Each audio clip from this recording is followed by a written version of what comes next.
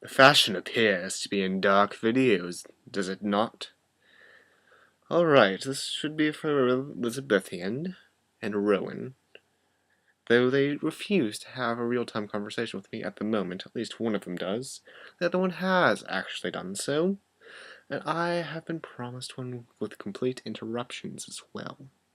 So this better happen. I have been reading Douglas Adams' Dirk Gently's Holistic Detective Agency. Anything by Douglas Adams I would highly recommend, as well as Gerard Way's Umbrella Academy, Warren Ellis's Planetary for its storytelling style, and what other bizarre person. Perhaps P.G. Wodehouse, for he reminds me of Douglas Adams' writing style only in a certain English Hamlet.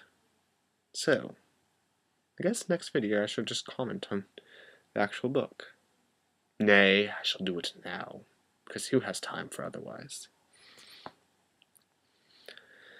This is concerning a professor at a university.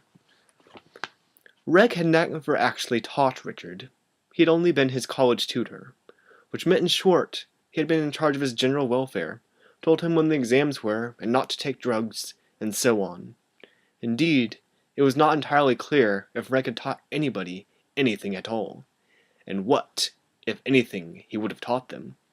His professorship was an obscure one, to say the least, since he dispensed with his lecturing duties by the simple and time-honored technique of presenting all of his potential students with an exhaustive list of books that he knew for a fact had been out of print for 30 years, then flying into a tantrum if they failed to find them.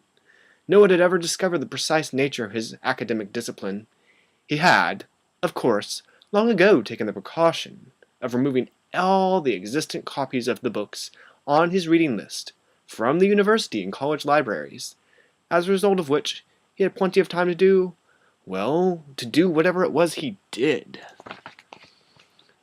Well, that was another thing that hadn't changed. Some people picked their noses. Others habitually beat up old ladies in the streets. Reg's vice was a harmless if peculiar one, an addiction to childish conjuring tricks.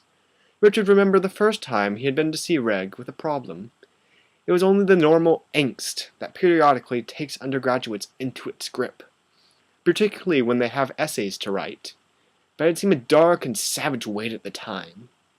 Reg had sat and listened to the outpourings with such a deep frown of concentration, and when at last Richard had finished, he pondered seriously, stroked his chin a lot, and then at last leaned forward and looked him in the eye.